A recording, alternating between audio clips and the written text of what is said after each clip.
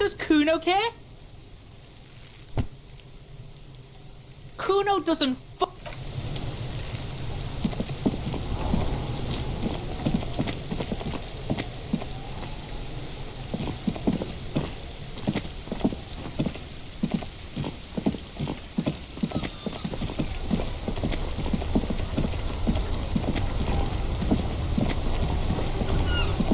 Inside, you see a set of steering levers, a radio microphone, a pull-out toolbox, and the soft glow of the fuel preheater gauge. This is Precinct 57. How may I assist you? Sure, officer. What's the number? And the make of the armor, if you know it. Got it. I'll contact the ICP database immediately. Call back tomorrow. Hopefully they'll have dug up something useful by then. The International Collaboration Police, ICP, is an inter-Isolari law enforcement service, the crown jewel in the moral intern diadem, alongside EPIS and the coalition government.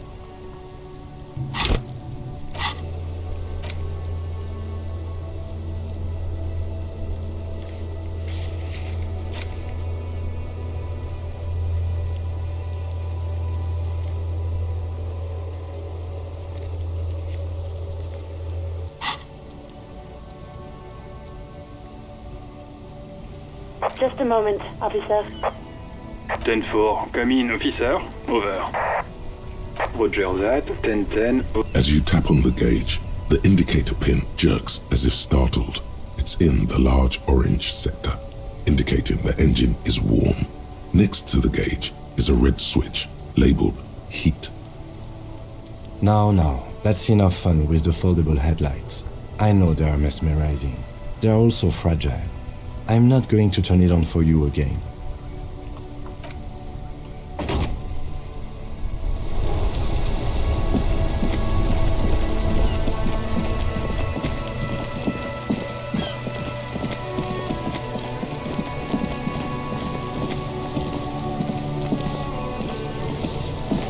Fuck does Kuno care? The fuck about it?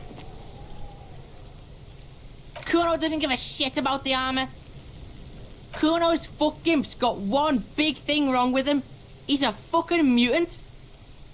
Look at him. Fucking growth hormone shit. He's a giant. The armor's too big for any man.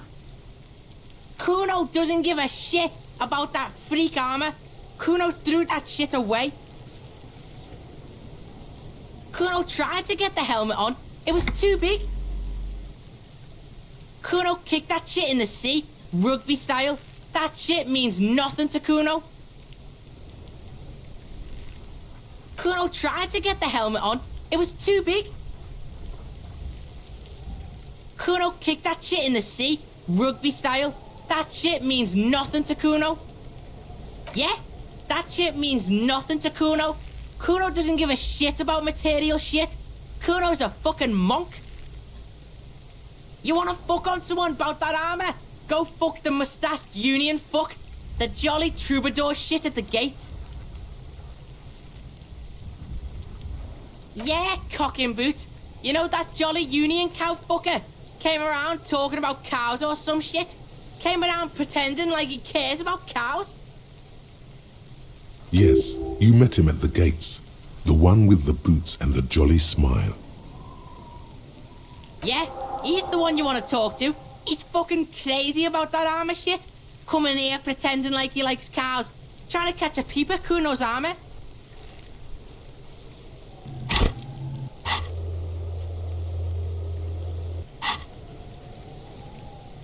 Curious, my liege. Why did Kuno feed you this information? Yeah, Kuno's doing charity today. Kuno Day. Kuno feels sorry for you two loser pigs. Kuno's doing pity now.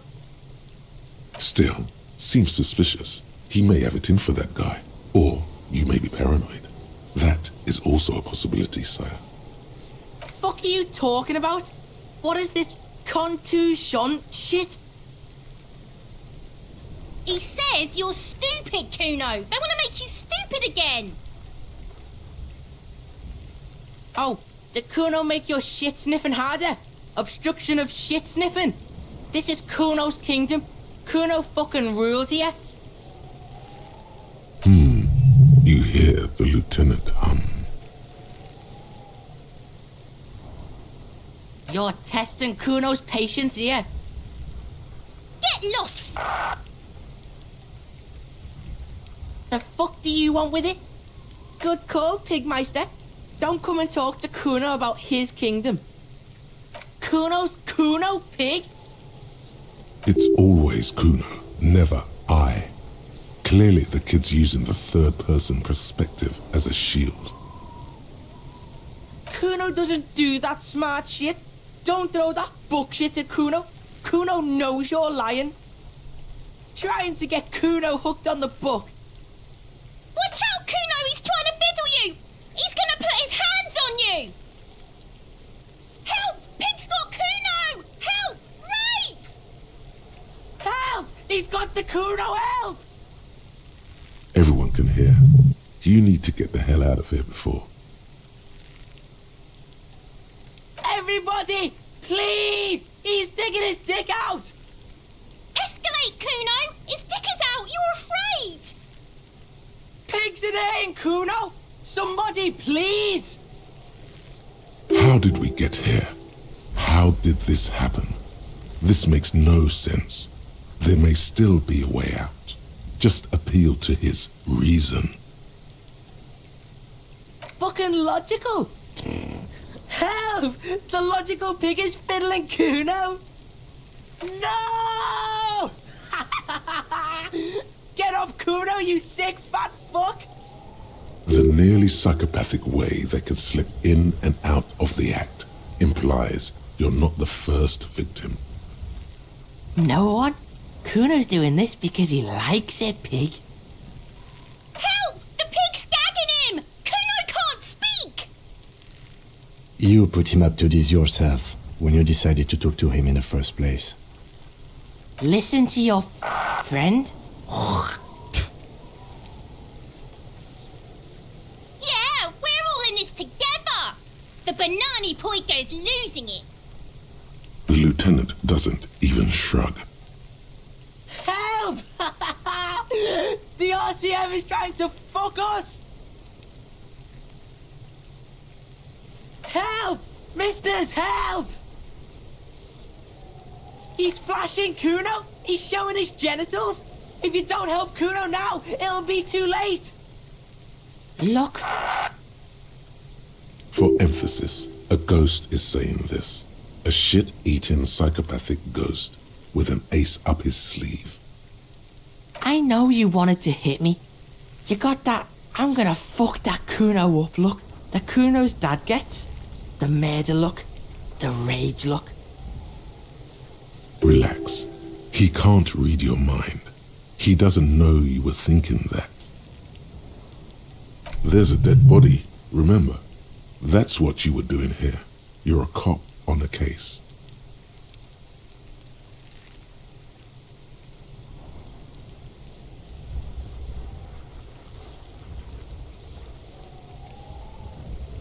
I know what you thought. I'm gonna fuck that Kuno up. I'm gonna shut that shit down. You know what? You should've, because now you're nothing. You're a joke to Kuno. Kuno laughs at you. King Kuno! Kuno turned you into his prison, bitch! You're gonna be in this shit with Kuno! No, you're not. We can just leave. Bitch, you're gonna be in this shit with Kuno forever! A peepo is a type of hat, by the way. You don't talk to me about my fucking peeper! You don't know where I come from! You're just Kuno's bottom bitch! Okay, Kuno is kind to his bitch. Ask your questions, but remember, this changes shit. Click, click, click, click!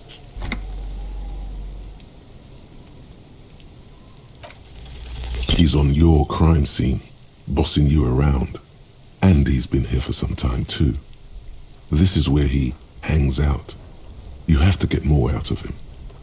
He could be useful. Trying to fuck at the Kuno! Trying to fuck at me! Trying to fuck! Kuno only gets higher. It's faster, faster, faster. Can't take the Kuno. Stay out of the reactor. Kuno gonna fuck you up! Up! Normal is not what we got here. You've got to work with what you have for now. Kuno doesn't fucking care.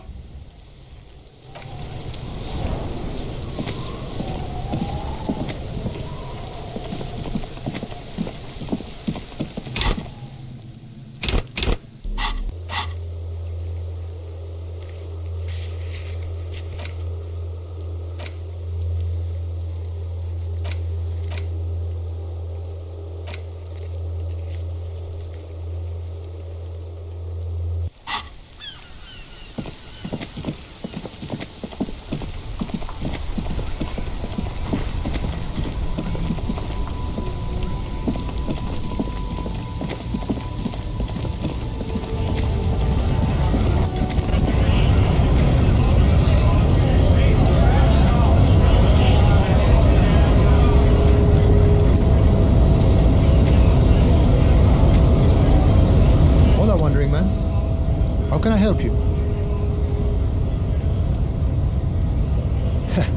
The little boy had it good on his promise. To get me into trouble. To sick the pigs on me, pardon the choice of words, not mine. What happened? I was asked to look into that armor situation. Official union probe, you know. Track it down, see who took it. Did you? At first I thought, why not? Maybe the pieces can feed the strike. Buy us a few more days under the sun, you know? So I went to this boy. He said he'll make me his prison bitch. He's got eyes everywhere, the cops in his pocket, and he's the king of Jamrock. Serves me right for doing menial footwork. I dropped that probe right then and there, and it still got me into trouble. One bad move is all it takes.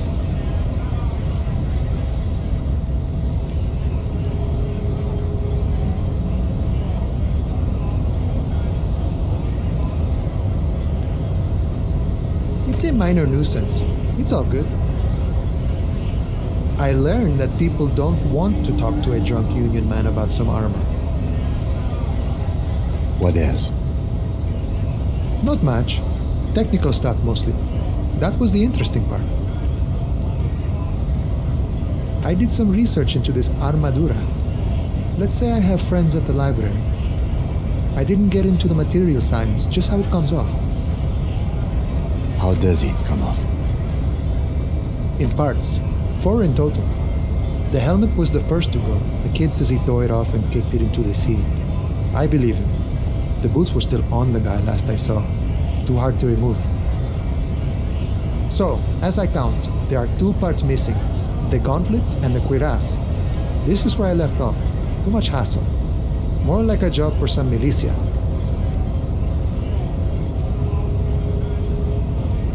Oh, they're just gone. They don't exist anymore, if they ever did at all. Forget about them. I did.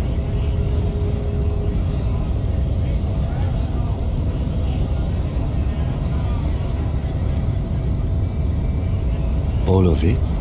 There are junior officers out there, eager to prove themselves. I would leave some for them, but okay. Let's find all of it. It's implied he finds it unlikely that you will succeed in this. And Mesqui's epic then, all across Martinez. I hope it will be a real bonanza for you. No problem. If you see that kid, thank him from Call Me Mañana. Thank him for showing me the way.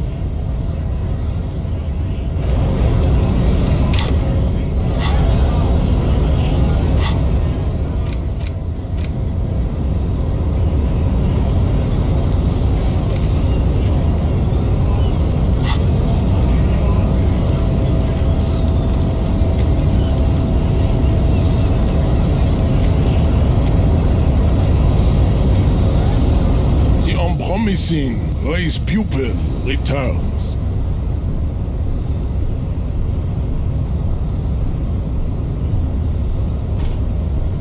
I am not the first line of defense.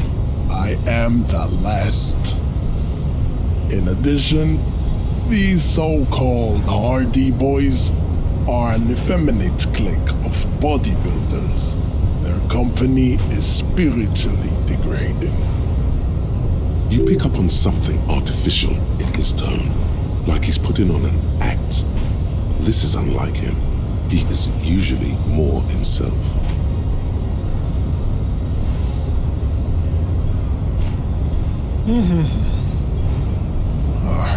Fine. They have recently fallen under the influence of a possibly sexually perverted female vagrant and a narcotics peddler. It's shameful. Find out for yourself, endomorphic blob. Interesting.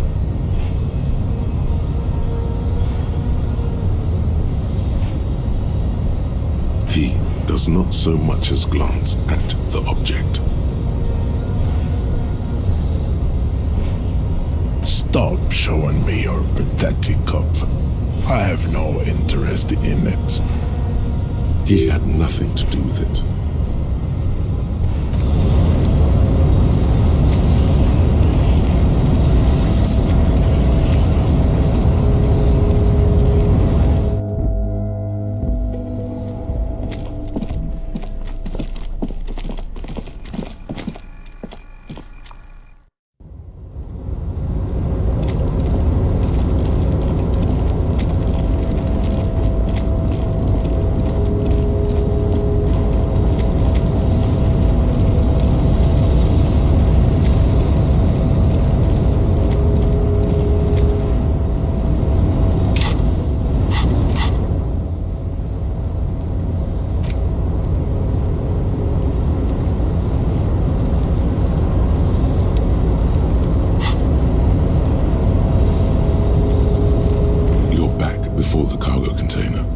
Its drawer has not lessened since you were last here.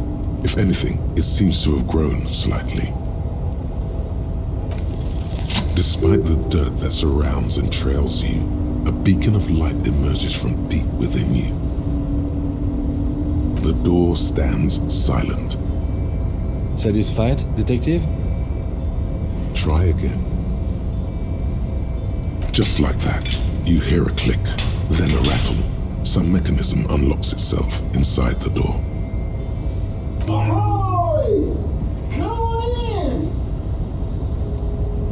You can't be serious.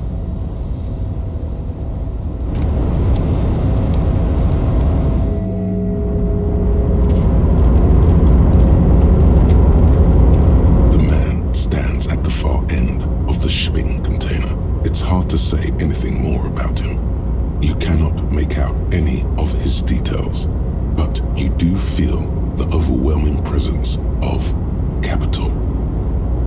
The feeling causes all the hairs on your body to stand at attention, like soldiers preparing for review. Something's amiss.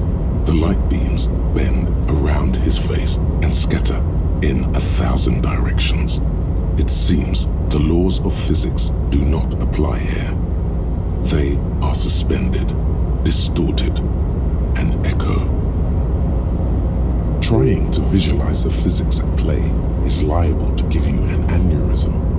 Don't think about it too hard. In the general stillness, only your tongue moves, flickering as you utter. Welcome. Come in. Make yourself at home. Sorry, I'm not better able to receive you. I wasn't expecting visitors today. You can't hear him exactly, yet you're able to understand every word he says. It is very strange. An overwhelming hum covers everything. Voice doesn't escape from him. Now, what can I do for you, gentlemen?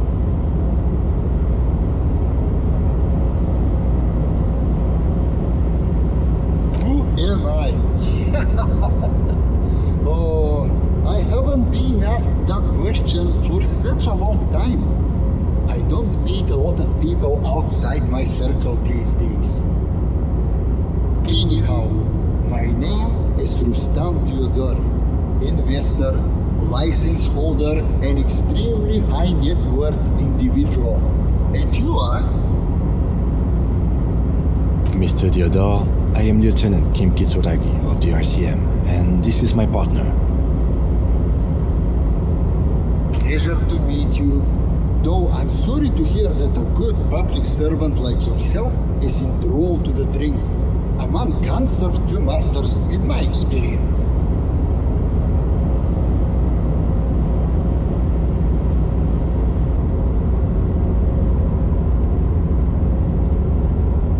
Oh Lord, not this again. Oh, nothing. It's just that we've got this murder to solve, and yet you go around asking everyone about money. And every time I ask, are you sure this is related to the case, you say, sure, Kim, I think it is. And yet, it never seems to get us any closer to solving the case. It's quite alright. I'm used to the question by now. To be blunt, I inherited my fortune from my grandmother, who herself was an extremely high net worth individual back in Graz. All I did was take her fortune and invest it prudently. Believe it or not, it takes more than a bit of skill not to blow a vast fortune on sailing boats, bad choices, and unsupervised state policy.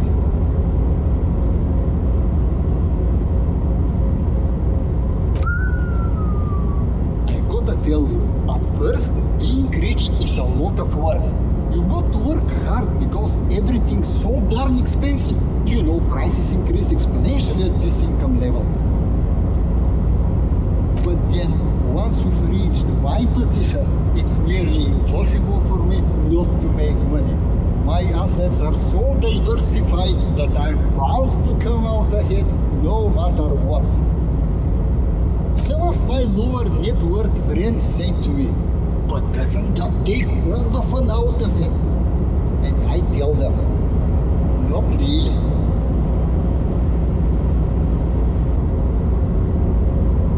Precisely. You know, I hear people talk sometimes about economic equality and fairness and all that kind of stuff. But tell me, where would we be without liberalism? In caves, whacking each other with bones. A nightmare scenario, a world of slavery and violence. Which brings us back to the essential truth of modernism. Where we are right now, the freedom of mankind can only be derived from the free flow of capital. It is truly, it's almost entirely carefree. It really leaves you time to better yourself spiritually. Hey, all this talk about money has made you lose the thread. What is going on with the light in this place? That's what you need to ask him about. Traveling. This is a great way to get around. It's fun, it's safe, and it gives me lots of time to think. By the way, let me now ask you a question. Where are we exactly? In the very, very early days of colonizing this archipelago, the kingdom of Surens, a precursor of a modern Sur-le-Clay, used to own the city of Revachon, an obscure detail in the bigger picture, but still worth dropping. A fellow history buff. I myself am currently reading up on Franco-Nigerian era trains. Very interesting stuff. It's a shame I can't get out and explore myself. One of the downsides of being an extremely high net worth individual is that mobs of low net worth individuals are constantly banding together to ask for money. Smart, you know? It also provides a means to hide from all the targeted advertising we extremely high net worth individuals are constantly subjected to. Luxury yachts, high fidelity portable radio systems, fail-proof outerwear, and so on. It just gets a bit middle class after a while. A bit bourgeois.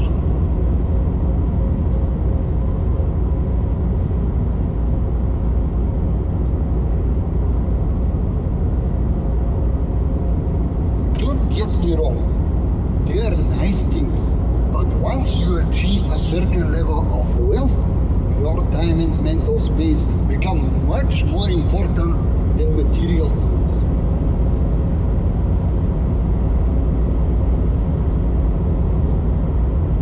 What? No, I did not say that at all. Being rich is great. But just don't tell anyone I told you that.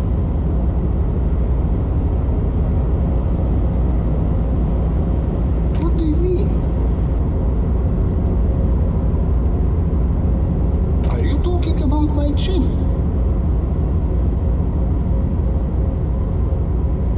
Oh, that's what you mean. Yes, I've heard of this effect, though I've never witnessed it myself, of course. It has something to do with our Weiss-Wiesemann coefficient. The Weiss-Wiesemann coefficient is a ratio designed to reflect the difference in net worth between individuals. When the coefficient is close to 1, or 100%, it means one person possesses all the net worth. Among that group of individuals, it's been observed that when the Weiss-Wiesemann coefficient reaches about 0.96 or so, the laws of physics begin to bend around the high net worth individual. The Weiss-Wiesemann coefficient for you and this individual appears to be 0.9998, repeating. That's not good for you.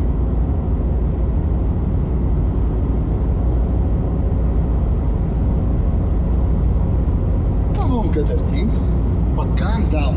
I'm but a lowly single-digit billionaire.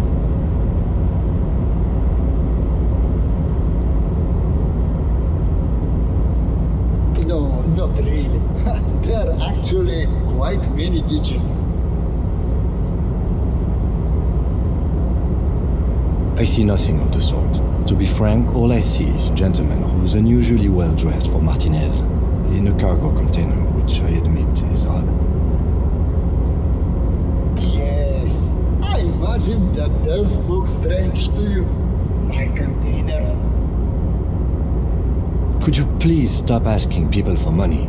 It does not reflect well on the RCM, and to be perfectly frank, we can't afford to look worse than we already do. It's perfectly alright. Based on your appearance, I can tell I'm dealing with a smart man. As you may know, us high net worth individuals don't have a lot of cash on hand. Investments and liquidity are enemies of one another.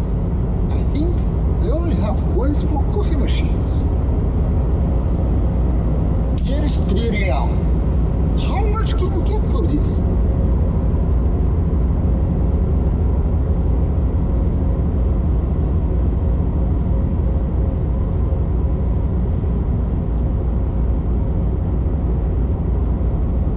You're welcome. You know,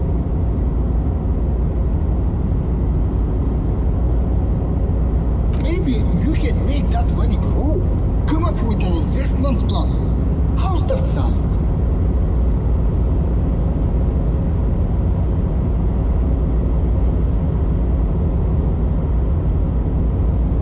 Thanks for stopping by.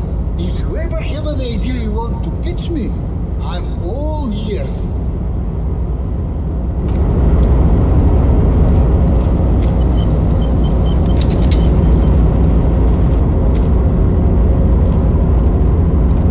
Yes?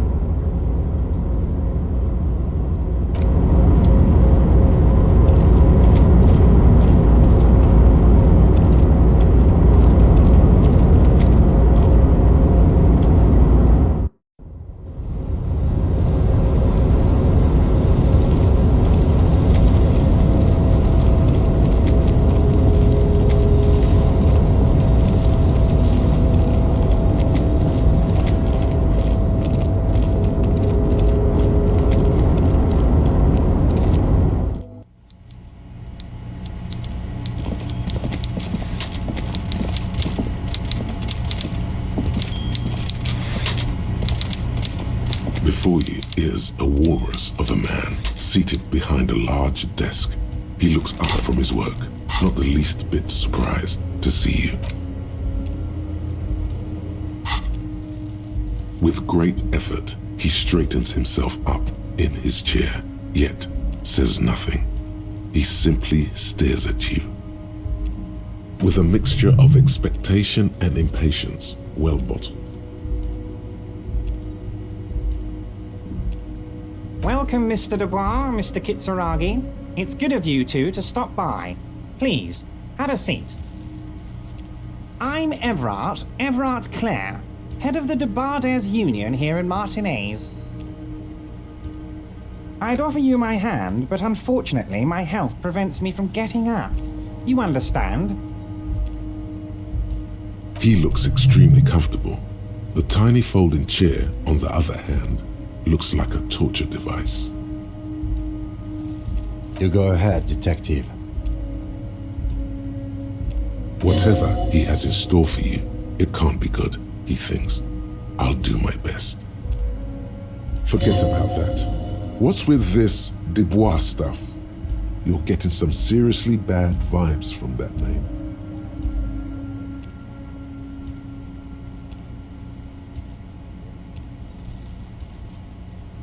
Please, Mr. Dubois, let us converse in a civilized manner, as equals.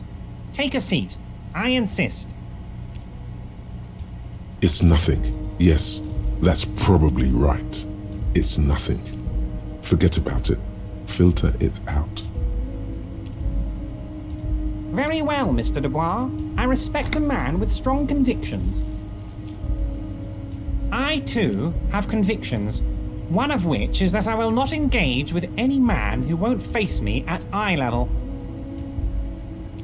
Should you find yourself more amenable in the future, I'd gladly resume our conversation. But until then, I'm afraid I must ask you to leave. You're no Titan of Elysium, buddy. He's got you in a fork. Sit down or leave. Excellent, Mr. Dubois. I can see that you're a reasonable man, and reasonable men can be of great use to one another. So tell me, how can the head of the Debarders Union help a representative of the Revachol Citizens Militia today? The chair you're sitting on has got to be the most uncomfortable chair in the world. It's violating your backside. Oh, by the way, I heard you got a rather rude reception from a certain Lawrence Gart. Some people have no manners, it pains me to say. This should take care of that nonsense. It should be sufficient to cover your expenses for a few days and patch over your differences with the cafeteria manager. Go ahead, take it. Wow, that's 25 real. That's good money. You need it.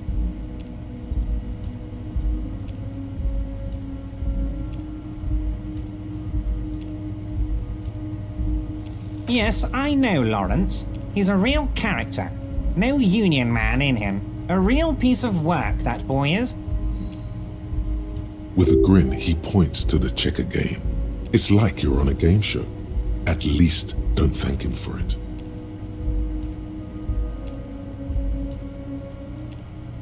Okay.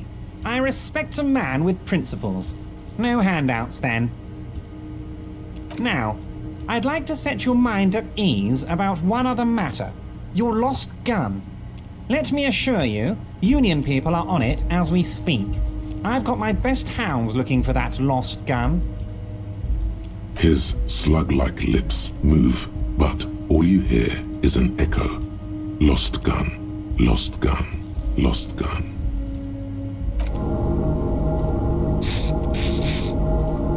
The world is swallowed by a black hole of fear. Only 2 words escape its gravitational pull. Lost and gun. When he said, "Don't worry," he actually meant, be very worried.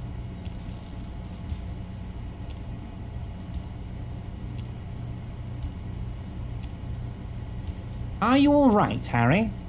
You seem anxious. Don't be. Everything's going to be all right. It's not like you left it loaded. You didn't lose a loaded gun. Local children aren't out there playing with it right now, pointing it into their own mouths. It's in a safe place. I just know it. I have a feeling everything's going to be all right. It was loaded. There were 2 bullets in it. You always keep at least 2 barrels loaded.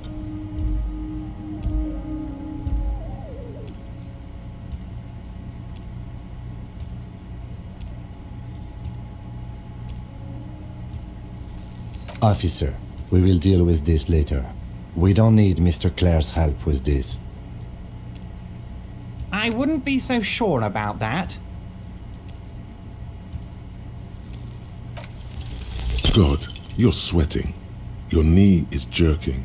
You're about to cry, aren't you?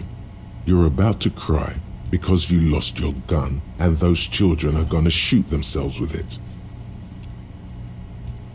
Mr. Dubois, you don't look so good.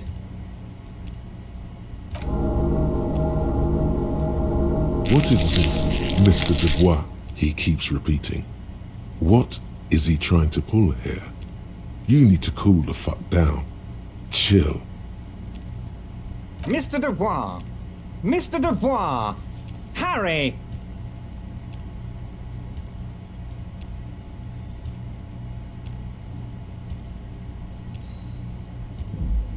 Mr. Dubois, are you okay? Can I get you a glass of water or something? Are you having some kind of medical emergency? Maybe you could use your hands somehow, in a kind of throw-in motion, like you're throwing that Mr. Dubois act right back at him. He's Mr. Dubois.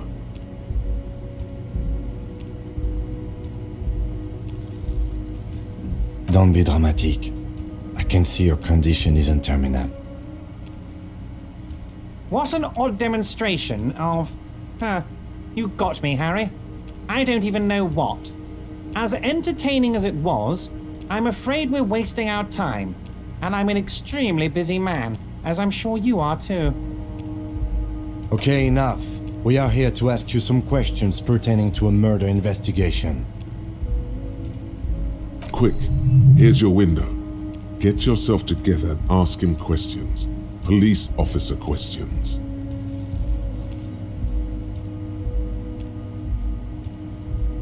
What? Harry, how could you say that to me? You know I appreciate a joke as much as any Johnny Fat Guy, but I can't take slander. Are you actually investigating this? The reaction appears to be sincere, but it's impossible to tell with this guy, honestly.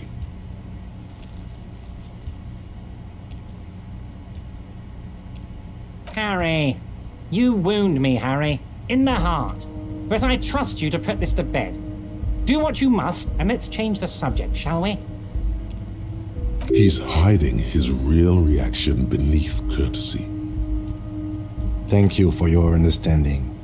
We will continue to do what we must. You too, Lieutenant. You know, I like you, but you never were my favorite.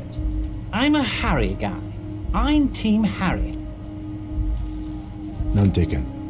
Did we have anything else to do here, Harry? Mega rich light bending guy? Oh my god. How did that get in there? Damn it to hell, Harry. I specifically told my guys to check all the containers for mega rich light bending guys.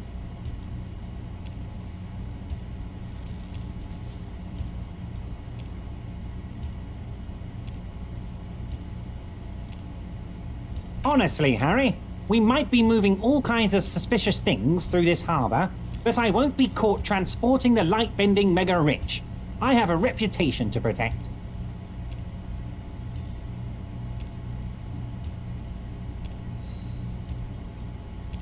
You're right, Harry. I am a socialist.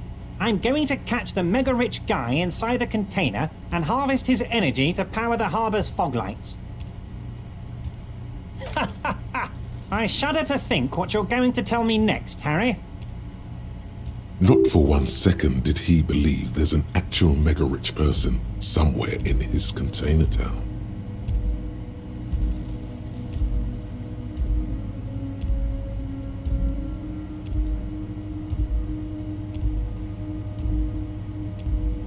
Honestly, I didn't want to bring it up, Harry. I heard you have become Measurehead's race pupil.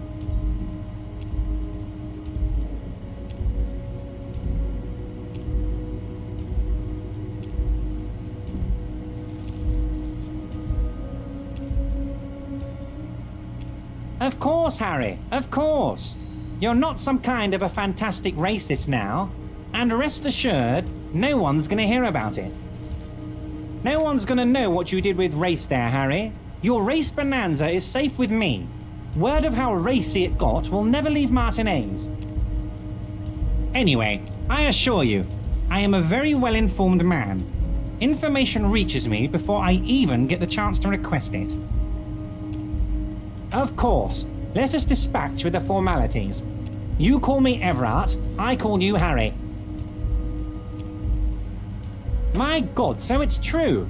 I didn't want to believe it, but you are a fantastic science fiction amnesiac cop, aren't you? What are the odds of that? I think the odds of that are very low. It might be a good idea to hide your confusion. I mean, see what his game is first. I assure you, there's nothing to be ashamed of, Harry. You're among friends, and the good news is...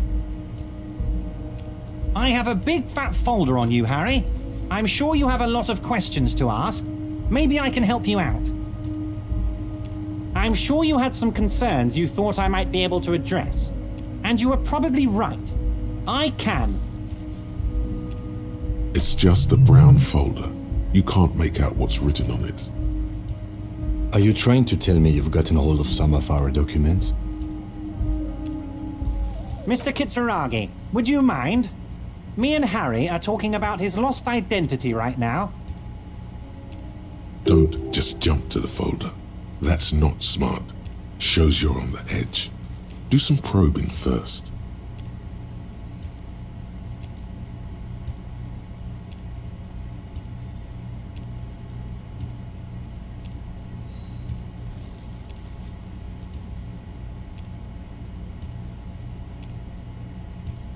It's Harry. Harry Dubois.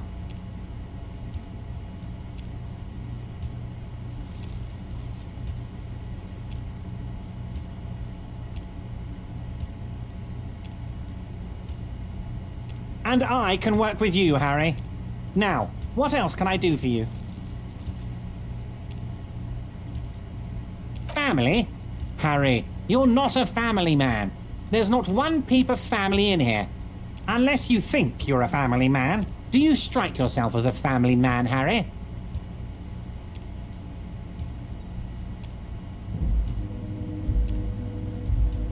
Well, yes. I'm sure you're going to make one little boy or a girl very happy and proud one day, Harry. Well, Harry, if I were to sum you up in one word, it would be apologetic. Well, you sure come off as very confident in all our interactions, Harry. You're a real man's man.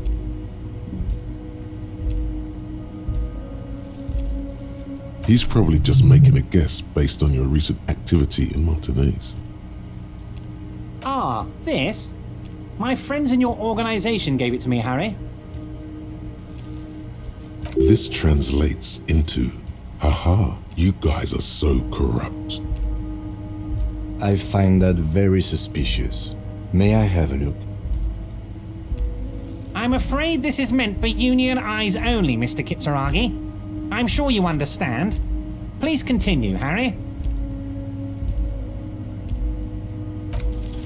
As you look at the folder, Everard covers it with his hand and pets it. He's hiding it from you because it's not a real RCM folder. It's just another one of those brown folders you saw in the file cabinet. Okay, Harry, you got me. This is from the Census Bureau, not the RCM. Those Census Bureau people are absolutely corrupt. You should do something about them. He got the name from the Census Bureau, and everything else from your actions here in Martinez.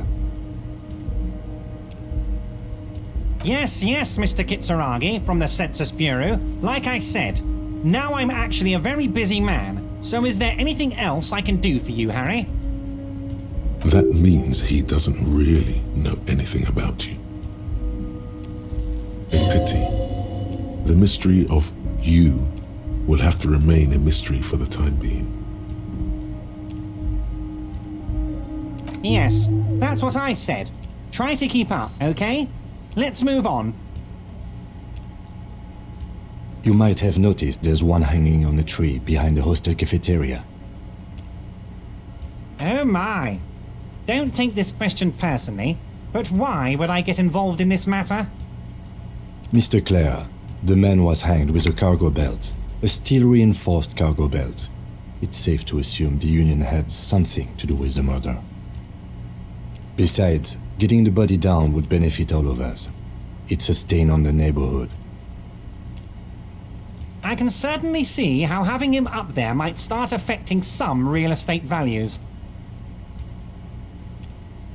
But of course, all joking aside, I am going to help you. Jean-Luc, my boy, I'm sending 2 police officers down. They have a dead body in a tree problem they need help with. Namely, they need it to be taken down. And, Jean, please take it easy with the race signs. He's had enough of that. You can find Jean-Luc down at the gates, but you already knew that. Anyway, he's going to help you. Yes, your lost gun. My best men are on it. They're turning every stone, searching every playground, asking kids, grandmas, everyone.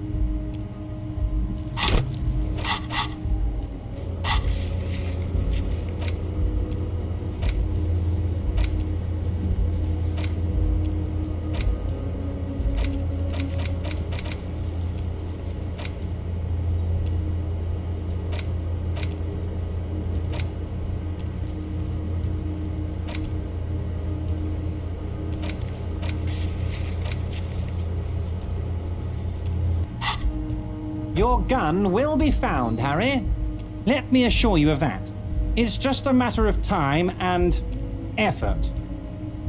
The only way to find it seems to be working with him. He might even be holding your gun hostage.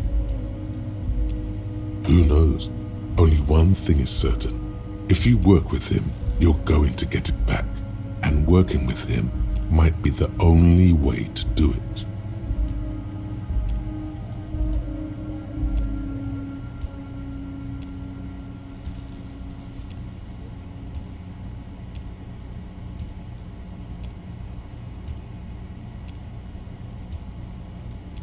I don't care about my gun. I love it, Harry. Wish I could be like that, but I can't. I have a responsibility to this community. I can't have a loaded gun out in the streets. The officer is exaggerating. Of course we care about the missing firearm, and we are actively looking for it as well. Excellent, Mr. Kitsuragi. That's excellent news. Looks like we have a friendly gun-finding competition on our hands.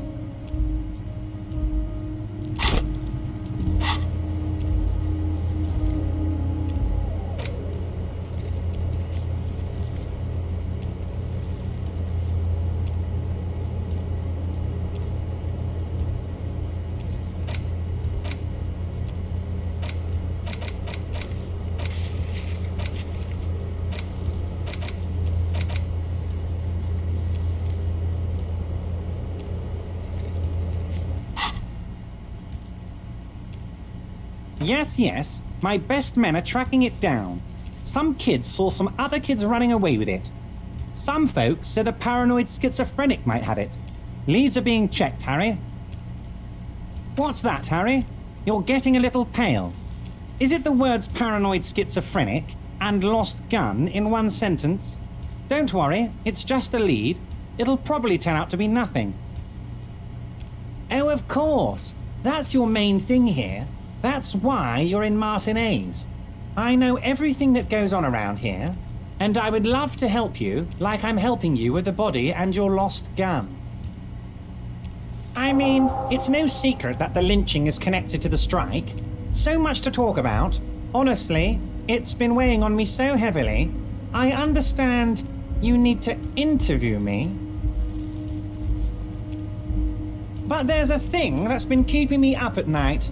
I want to talk about the hanging. I mean, if we could just calmly talk, exchange information, we could blow this thing wide open.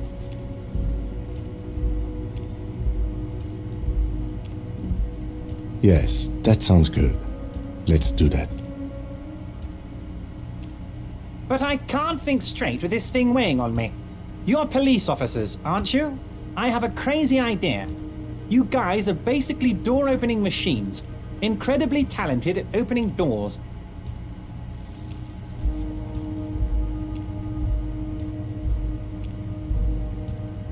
And I'm sure you're going to open this one with flying colours, Harry. This really is very simple, and there's nothing shady about it. An excellent opportunity presents itself, sire. You could win the trust of the arch-liar, pretend to play into his hand. Then, should you wish, bend his efforts towards your own. Harry, I'm a very busy man, and more importantly, I don't have that extraordinary physique you do. You look like you could run around all day. You want to send someone a message that the police are working for you.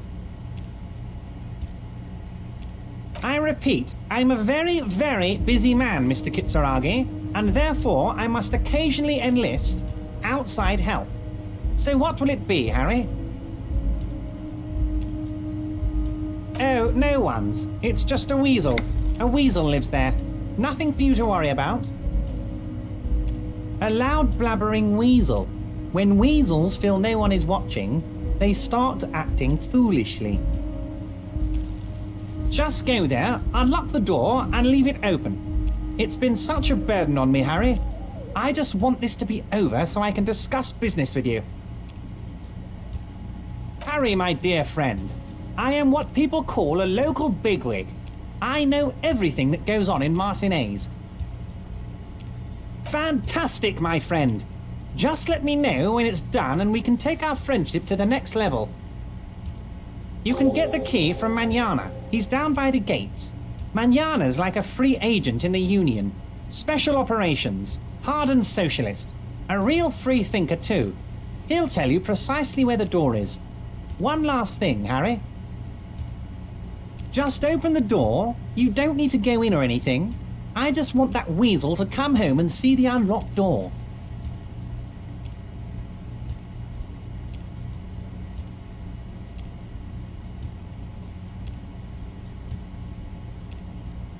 I don't know what that means, Harry, but I love it. I love your initiative. Knowing you're out there keeping things running lets me focus on the big picture stuff. Don't even tell me what was going on. Alcoholic brew? Stronger? Stopped it? Strike? I'm just gonna let you surprise me, Harry. Oh, that's very nice. I haven't gotten around to her yet. I'm very, very busy, you see. I hope you're getting along. One thing I want to make very clear, Harry, is that this is not some kind of union versus corporation situation. Everyone is just pals here. We're all trying to do what's best for Martinez here. Don't feel like you can't cooperate with her because you and I are such good friends and I am helping you get that nasty body down from the tree. And with finding your lost gun. I'm not a jealous guy. What do you mean, Harry? Nothing. I let him go.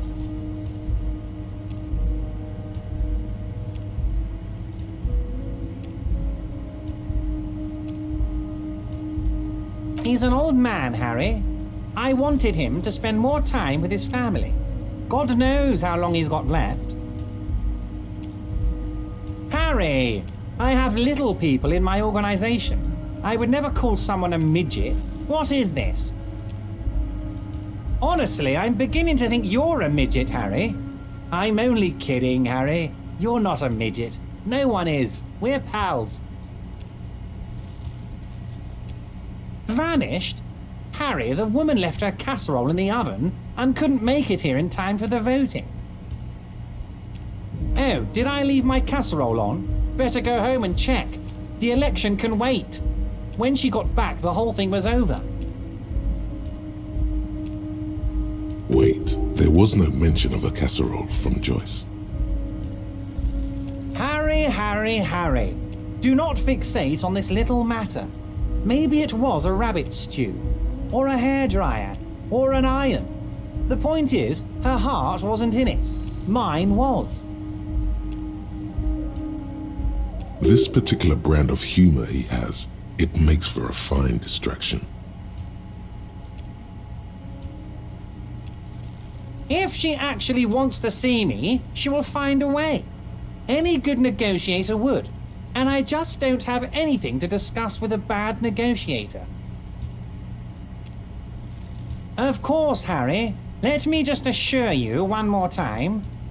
It's perfectly okay to share anything we discuss here with this Joyce. This is a completely transparent organization. I have no interest in what she is doing, but I myself have nothing to hide. Your business is your business, and I respect your privacy. Just remember, none of this is secret. Tell her about all of it. My brother's picture, my singing swordfish clock. Tell her how overweight I am and how I'm helping you find your lost gun. Tell her about everything. Everard doesn't mind. It is rather interesting to tell people things about each other, isn't it? It was nice telling him about her right now.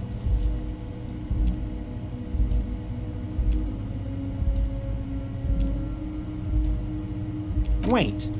You need this to get in and out through the gate.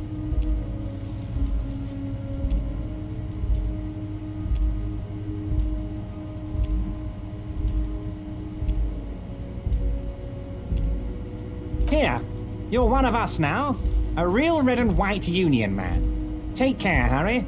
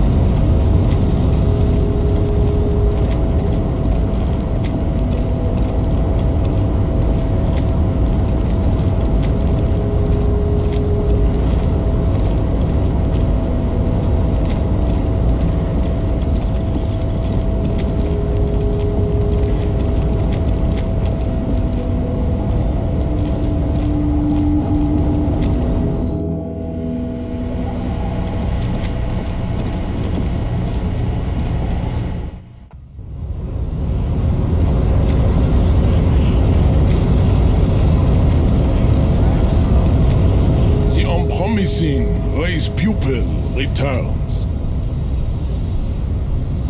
So it was. My unpromising race pupil entered the harbor and used my superior to give me orders. I salute your cunning and will remove the body from the tree with my bare hands. You're so noble, Measurehead. There's a but. But while I am gone, someone must stand guard on the bridge. That someone needs to be you. Both of you. This is the uncomfortable result of not taking it down ourselves. I can live with a compromise. Listen to your little friend. He is wise in his childlike way.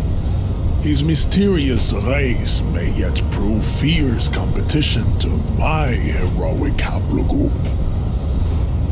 Babe, see that they stay here the whole time.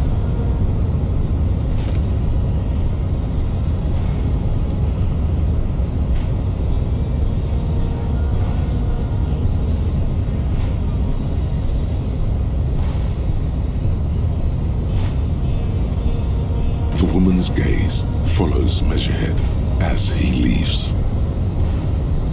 So, you guys are like cops or something?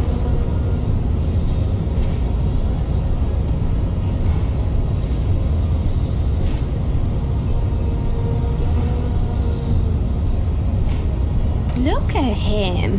His craniometric perfection. Are you cops or what?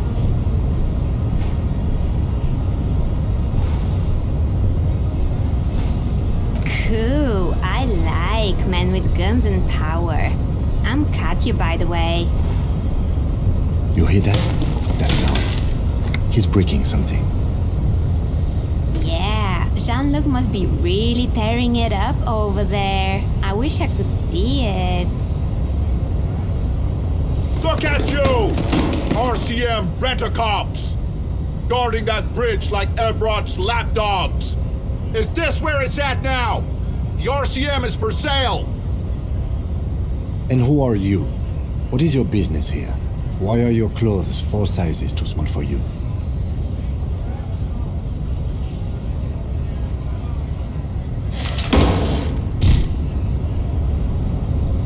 A shrill laughter interrupts you, echoing across Martinez.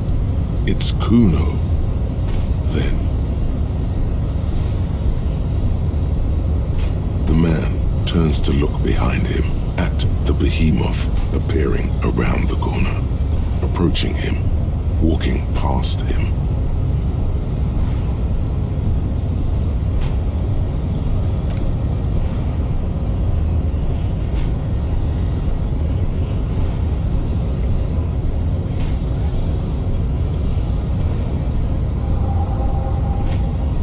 The corpse has been removed from the tree. Stand down and congratulate yourself. You have sided with Ray's victory today. Farewell, ham sandwich.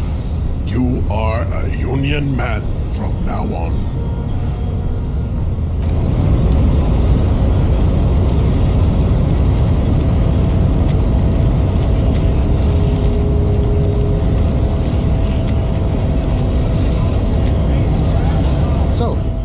How'd you like our harbor? You've been in there, he means. Talked to the boss man too, probably. It's but a rest area on the path leading across open plains. Right, you talk to the boss, eye to eye, like men of the plain. If you have any more questions, I'm set to talk. A key, huh? What door is this key supposed to open?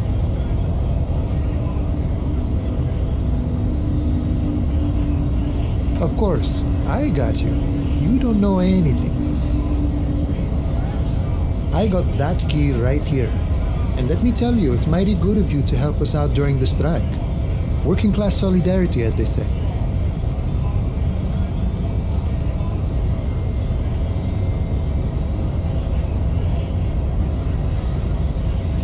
color weasel? Oh, I know what you mean. I'm pretty sure he's actually Occidental, though. So you're gonna be committing fratricide, my racist friend. What you're looking for is a basement door behind the greenhouse. That's behind the whirling in rags. That's all I know. Our organization is what you call compartmentalized. Means we keep out of each other's business. Okay, but where did you get the key from? The janitor gave it to me. Nice fella.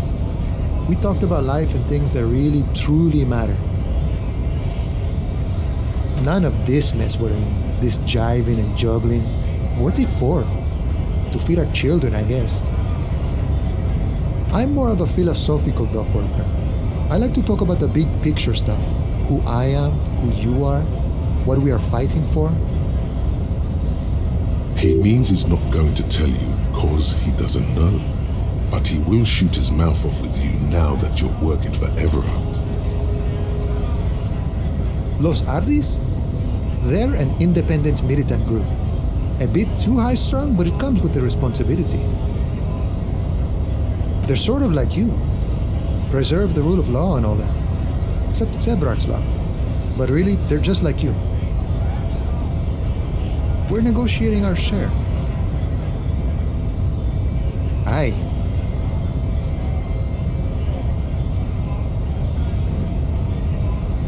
This stuff, they already covered.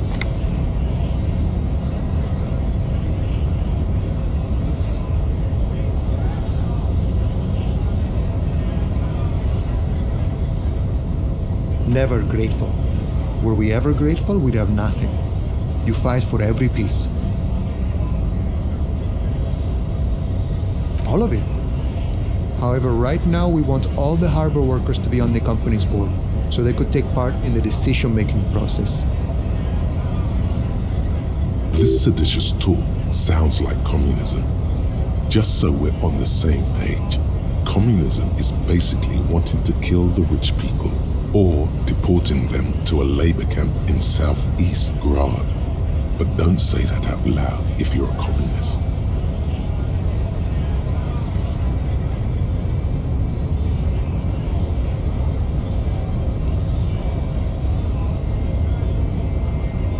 No. I don't think I'm a communist. Seeing something of value and saying I want it all to myself is a much older and simpler notion. No science to it at all. Even a weak child can think it. The only things holding someone back are I can't and I shouldn't.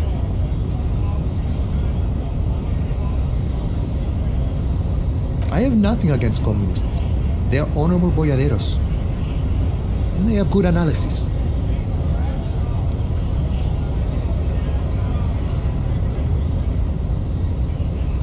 But my own code serves me well. If my code starts failing, a code can fail a man as well as a man can fail a code, then I will have to submit to a new one, which may well be communism. He knows who he is, firmly grounded, has no need to reinforce or elaborate his political identity to himself or others.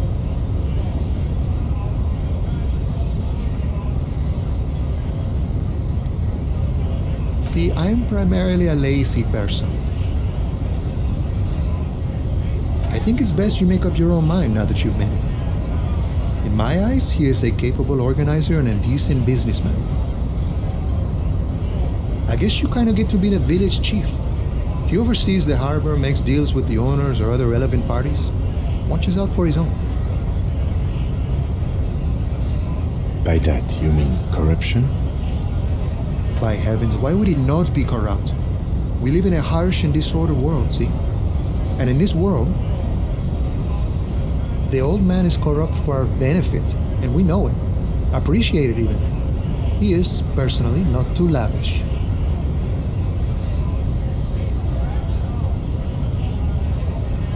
He is reasonably lavish, sure. That's his prerogative. It's not like you want a saintly demeanor on a corrupt motherfucker. That would be a manipulative illusion. Besides, there are no non-corrupt systems in the world anyway, and moralism is the most corrupt of them all. This man has political theory, and it has not failed him today.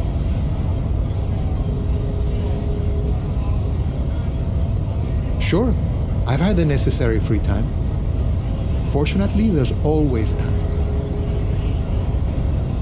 The look in his brown eyes conjures up an understanding. For him, having command of his time is the most important thing.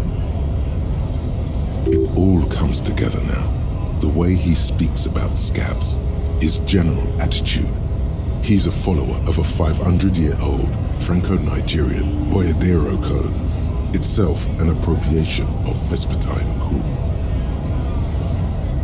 That of a noble peasant or a traveling herdsman, true to yourself, independent in your actions, loyal to your friends. No.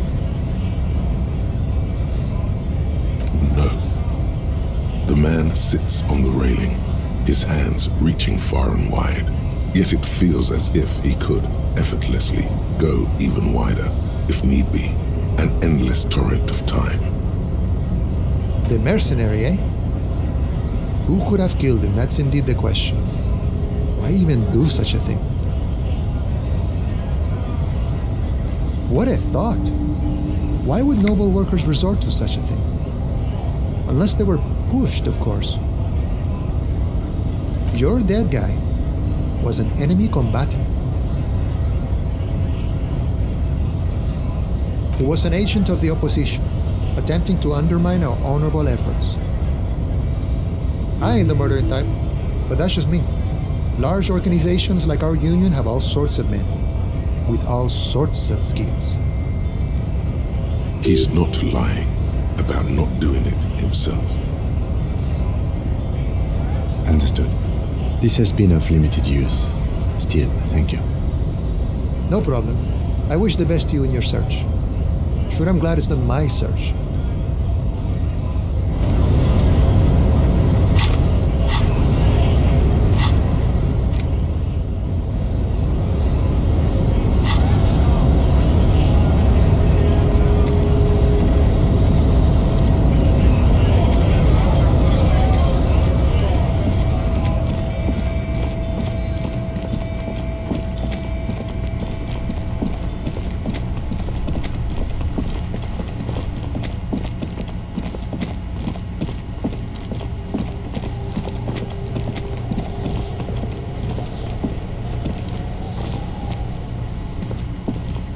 The corpse lies on the ground among the remains of an absolutely demolished pinewood branch.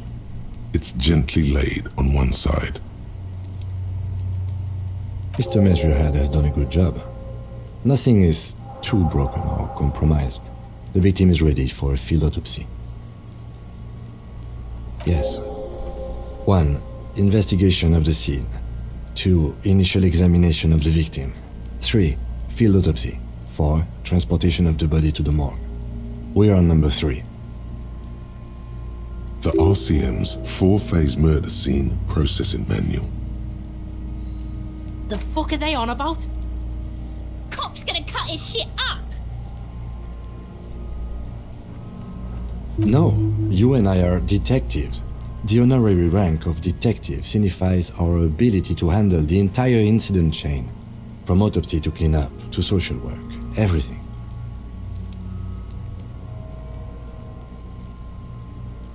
You are. Your station would not have assigned you on this case if you weren't. Now... The lieutenant adjusts his glasses and takes a deep breath.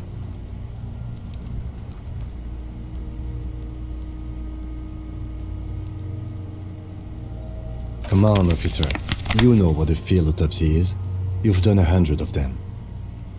What you do know is, at 18.9 kilometers, the dormant shield volcano, Corpus Muindi, is the world's highest summit, and the failure of the 38 single, Epui Descent, to crack the top 20 was the death knell of disco. But what a field autopsy is, you have no idea.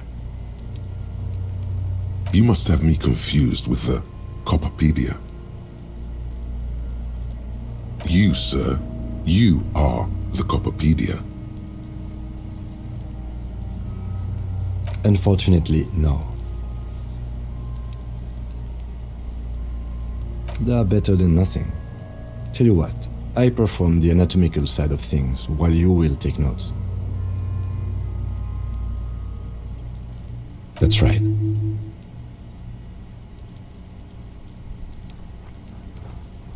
The dead man stares in silence as you crack open the ledger. The bright red paper is covered in boxes and lists, describing the condition of his skin and organs in 3 parts. Above those, an 11-field info form needs filling out first. It begins with,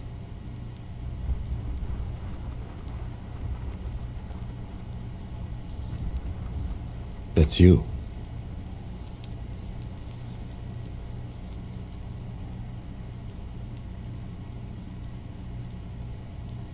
The corpse is indifferent to your scribblings, just lies there. The next box says, KK57-0803.0815. KK equals Kim Kitsuragi. 57 equals Precinct 57, followed by his date 0803 and time of arrival 0815 on the scene. He's indexed the case after himself, not you.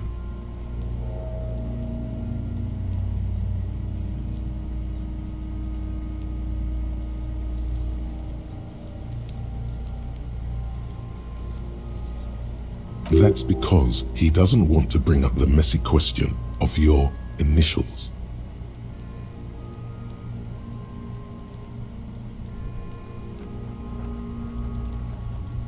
And what would that make the alphanumeric? HDB 41 0803. Help me out with the time of day, anyone? 10:15. It's understated.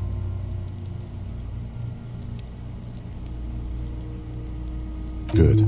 Let's go with that. NA. Next. NA. Roughly 50. Try 40. The damage is so extensive, it's better to err on the young side.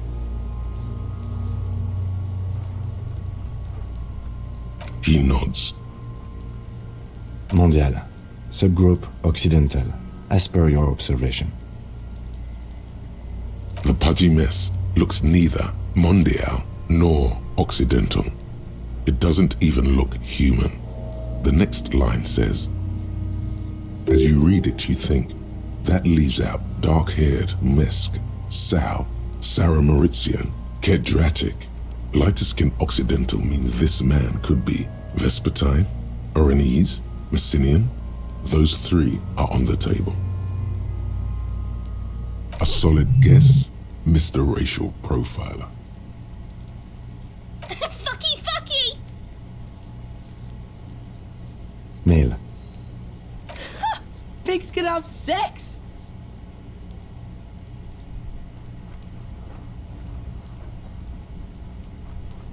Nor does he look male, with his pregnant belly and indistinguishable face. We're still going with March 4th, 51. What else? 9. Body identified by is non-applicable. 10. Case number is the same as the coroner's case. HDB 41 0803.1015 listens, motionless, with the cargo belt still around his neck. Only 1 box remains. None. At least not after the initial examination. Interfering with the body's position or wounds post-mortem.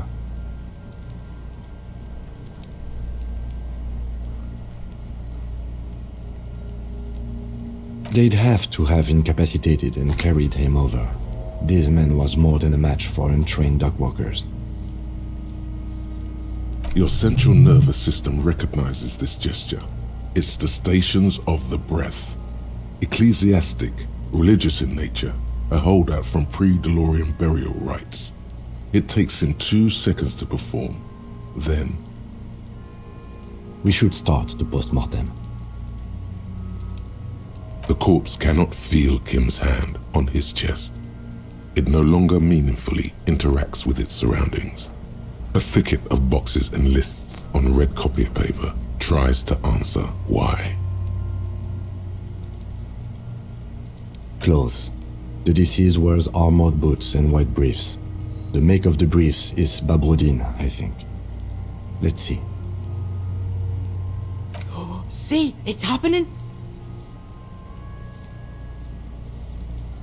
Babrodin, yes. Inexpensive. Size M. Color white. The disappointment is palpable. The red-haired thing was expecting something more lurid. The rest of the clothes have been removed post-mortem by scavengers in order to get to the victim's ceramic armor. Officers are in search of the missing pieces. Removal of the boots is left for processing. It would be clever of you to omit the boots altogether, sire.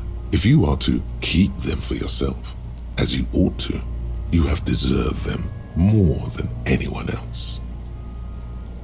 Patience. After the autopsy, before the body is taken away, there will be a window of opportunity. After the lieutenant has gone to sleep, I hope this has helped you, my liege. The boot has a serial number. It's E50.100.100. The lines between the plates are in the shape of the alphanumerical. The number is purposefully concealed by the design. Tattoos. The upper torso is covered in a single, continuous tattoo resembling a microelectronical circuit board. It reaches from the right shoulder to the heart. The ink is blue and white. The assistant has a color photograph of the markings, to be added to the case files as document A1. The photo is taken on the scene, using a Trigat Mini. The deceased has a belt for airlifting cargo around his neck, tied with a hangman's knot. Color yellow. Length 3 meters. There is a buckle on the other end. Well-nourished, athletically built, measuring 1.8 meters. Generally consistent with age 42. Preservation is good. Ambient temperature below freezing. Body hair is light brown. Distribution is consistent with age. The deceased had male pattern baldness. Hair is combed back, short. His hair feels wet, soaked with rain, cold to touch. Not that different from a living person after a swim. The stench is suffocating. Strands of dark brown hair start sticking to your hand, like thread off a ragdoll's head. There's brilliantine in there. He's combed his hair back with oil.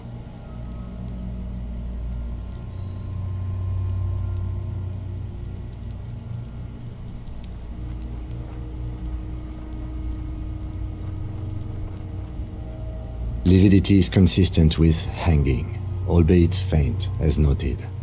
The head is congested. Contusions are present on the head, chest, and thighs, consistent with stones thrown post-mortem. Low velocity.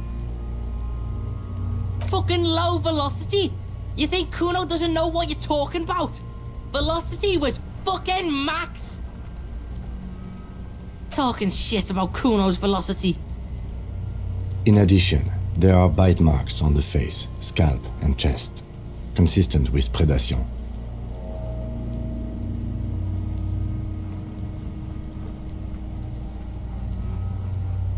Ligature mark. The steel wiring. There's too much of it. We need to remove the belt so we can get to the ligature mark. You got just the right tool for that. The chain cutters.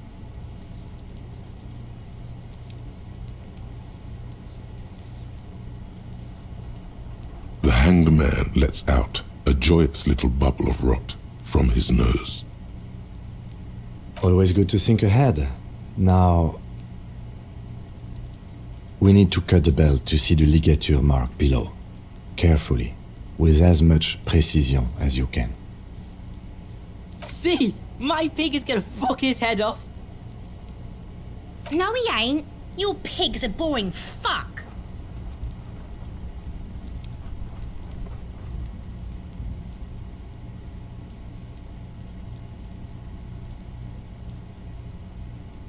You are?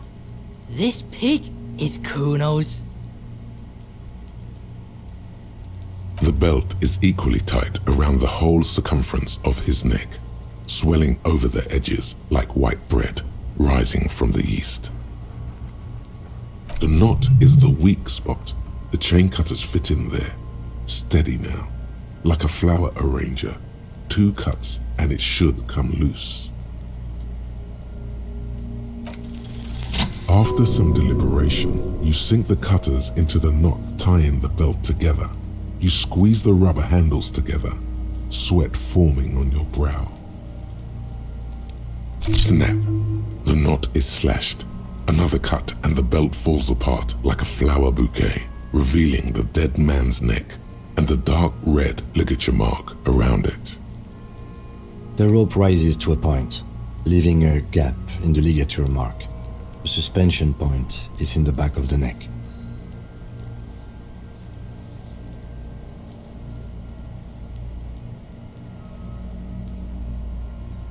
Hemorrhaging is observed on the skin, above and below the ligature mark.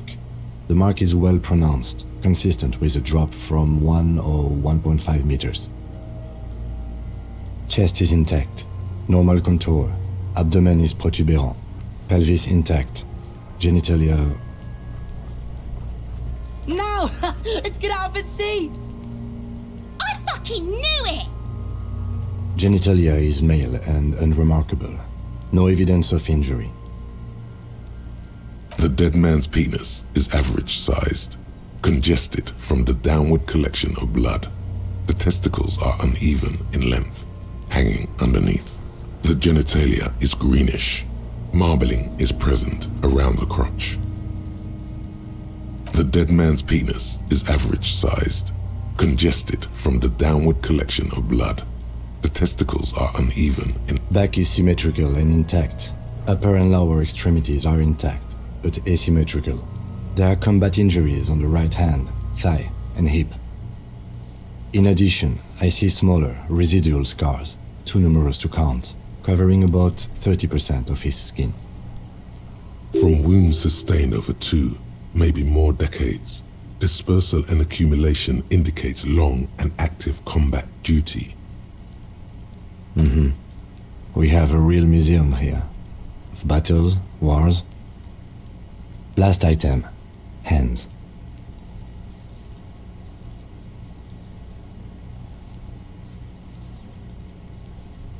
Hands are clean. No sign of a recent struggle.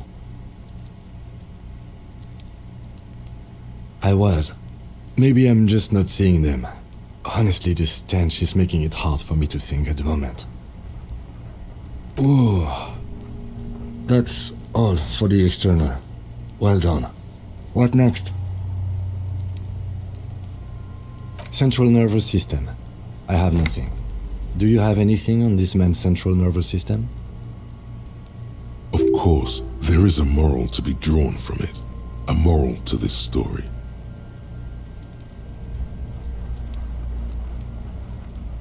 What would that be? The dead man looks, too, with barely contained excitement to hear the moral of his story. I think that may well be the moral of every story, officer. Good. Musculoskeletal. Purge fluid is coming from the mouth. Not injury related. Eyes and tongue protuberant. Hyoid bone. Let's see. With his eyes almost closed, the lieutenant puts his hand on the dead man's throat and begins to massage it, gently. A rotting smell erupts from the mouth. Purge fluid runs down his lips, black and viscous. You hear cracks as the lieutenant moves his sharp fingers inside the flesh, like the creaking of an old house at night. Yeah, jack that fucker off! The hyoid bone is fractured. The rest of the musculoskeletal system is intact. Unremarkable.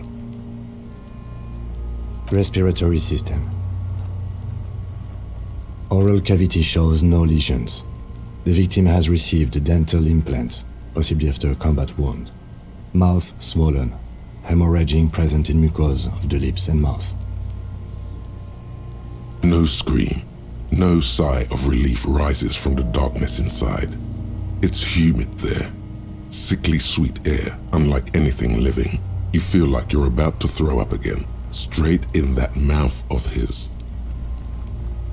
It's hard. Once more, you taste stomach acid in the back of your throat. A contraction. Your throat pumps a little something from your stomach and into your mouth. You're forced to swallow, just to keep looking. Inside, you see darkness. Just a mess of meat and darkness. Hemorrhaging present in mucus. Hepatobiliary, NA. Are you a hepatobiliary expert? Hepato means liver, and biliary, the gallbladder and bile ducts. Nothing in your alcohol-soaked memory directs to having forensic expertise on either one. Neither am I. That's it. Same for toxicology and serology, NA. Unless you have untapped reservoirs of knowledge there? Reservoirs? No, but do they take obscure trivia and odd tidbits? No. Like a toxicology screening? At this stage, I doubt processing will find anything, even if he was brimming with cocaine. But still, you should add a request. Cardiovascular. The body exhibits heavy lividity. Blood has gathered in the hands, feet, and neck. Hypostasis is visually consistent with the hanging. Gastrointestinal. This will do. Digested semi-solid food in stomach. Voila.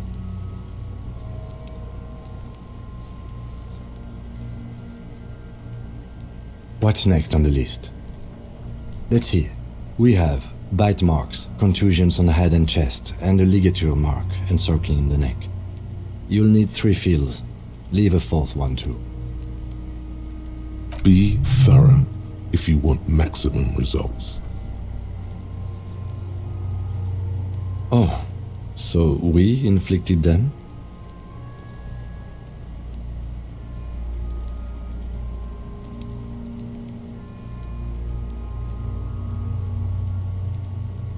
Okay, so there's a spin-stabilized munition from a Kiel A990 muzzleloader lodged in his lung. I don't think we should mention that. Better not to muddy the waters.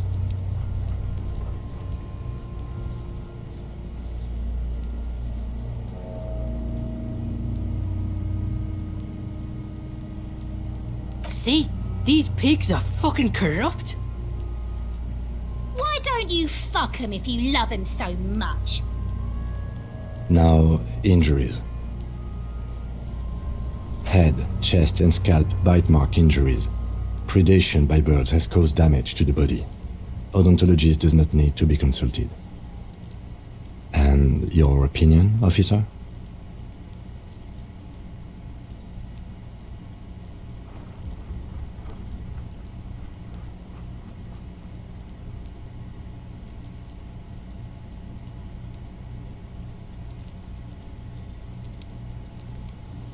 Fatal injury by seagulls?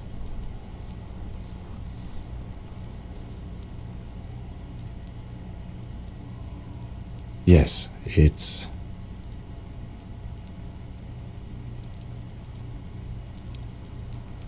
That's right. What's next? So, The scalp bleeds from a post-mortem head injury, a stone. The injury does not have the rim of an early inflammatory response. The perpetrator on the scene has confessed to causing it post-mortem. At maximum velocity, fucko! Has confessed to causing it at maximum velocity. Coagulated blood sticks to his scalp and chest, where the countless stones have hit the dead man. Beneath, the description of injury. 2 boxes. Right. Next.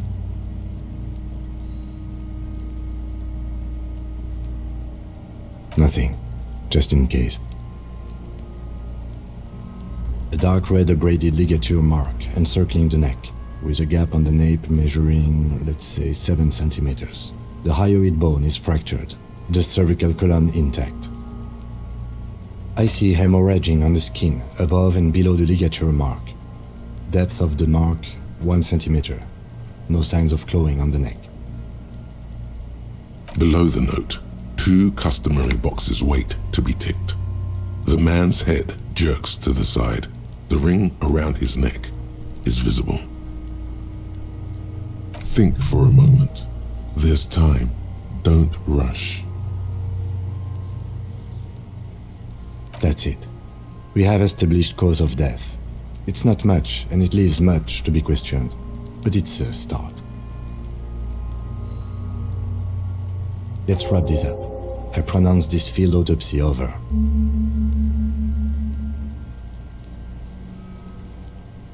Well, we established probable cause of death. Some would say that's the goal of an autopsy. We also requested a toxicological screening. That was thorough. The results should arrive in a couple of weeks, if we are lucky. I will not hold my breath. Then, given the state of decay here, I consider establishing the victim's ethnicity a minor success. We were thorough with the list of injuries too. We described them all in detail. What is there to say? Given the circumstances, it was a professional field autopsy. I need a copy of that autopsy form. Then I will drive him to Faubourg. For processing.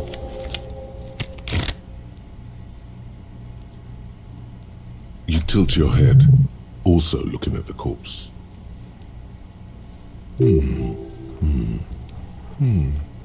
I'm sure we didn't get everything. There's always something. Shoot, Looney Rooney. Come back later, Corpo. Amuse yourself with my frank manners and my memento mori features. If possible, also, see me in your dreams. I thought we decided to leave it to processing. Let's not turn this into some kind of circus. Damn it. This is turning into some sort of mega puzzle. Okay, so you can sneak out of your room maybe, after he's gone asleep.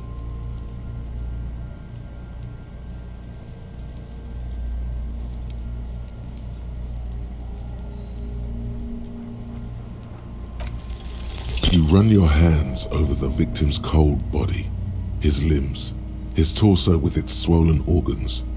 Maybe you should be more thorough. His fingernails have turned dark. They're chipped and quite long. There is dirt under them. That's all. Do you think we missed something?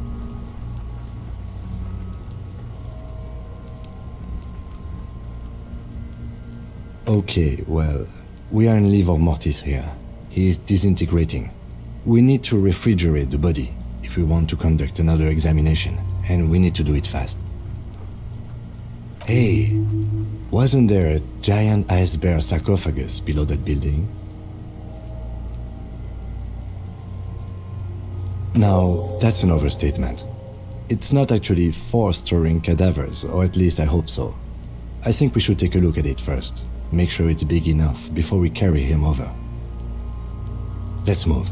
With every hour, whatever we are looking for in the deceased will become harder to find.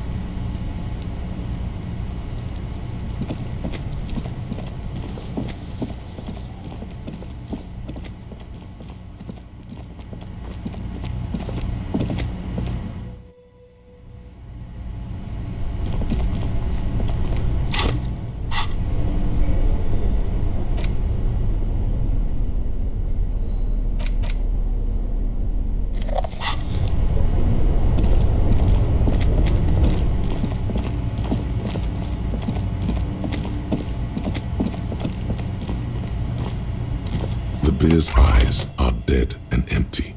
Ice inside the fridge slowly melting. The power has been cut off. It's certainly an eccentric choice, but it's more than big enough and cold enough. Honestly, it's perfect. All we have to do is plug the fridge back in.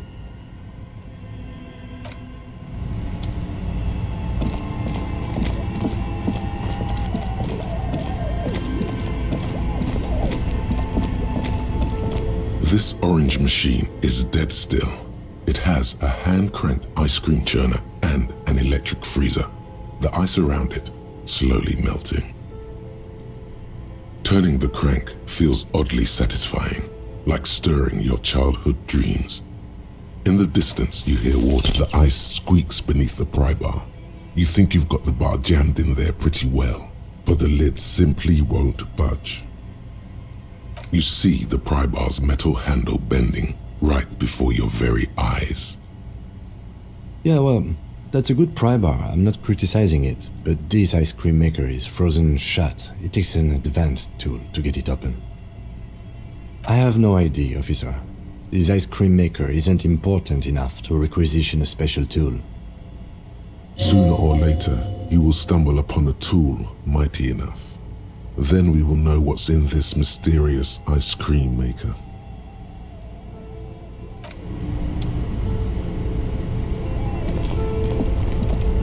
Both cables are unplugged from the breaker box. A giant electric mammal awakens. The dead body is going to be safe in the embrace of its cold innards. Great. The owners of this building will just have to keep paying for the electricity sucked up by this monstrosity a little longer. Let's return to the fridge.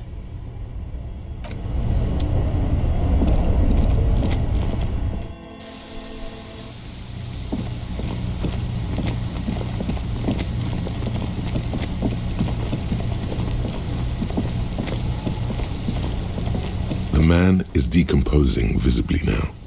Every hour, he looks less like a creature and more like a pile of intestines. The lieutenant adjusts his glasses and takes a deep breath.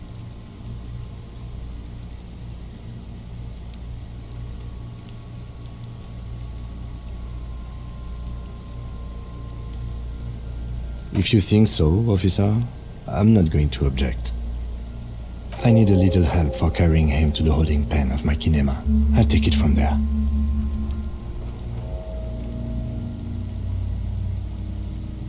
There go those beautiful enamel boots. You will never own the full set now. May they rest in processing. Oh well, in another lifetime. Continue working here. The locals, the case, or attend to your own business.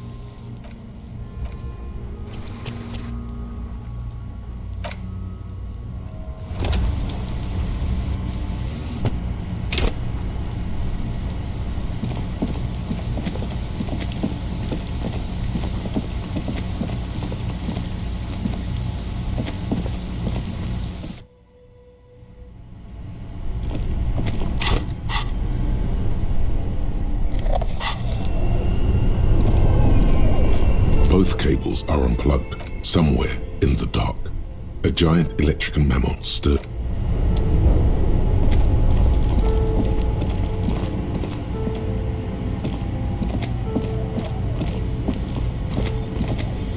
The bear's eyes are still glowing. It's certainly an... Your visual Shall we go and get... The body is heavier and stinky. It takes half an hour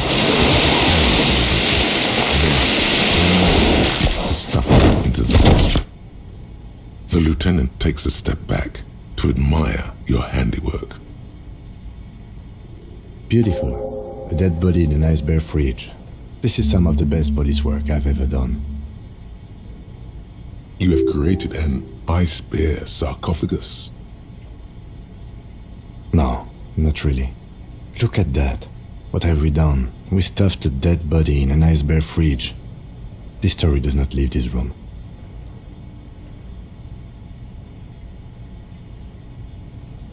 Did we though? Okay, maybe we did. At least we've stopped the body from decomposing further. Now you can conduct another inspection under controlled circumstances. Inside the icy realm of the ice bear fridge, the corpse stands slumped, waiting.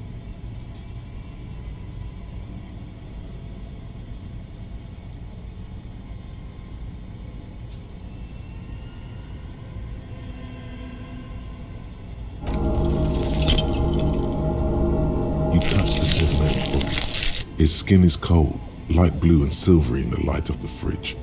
You still have no idea where to begin, or what to even do with him. It'll come to you sooner or later. At least he's safe here until then.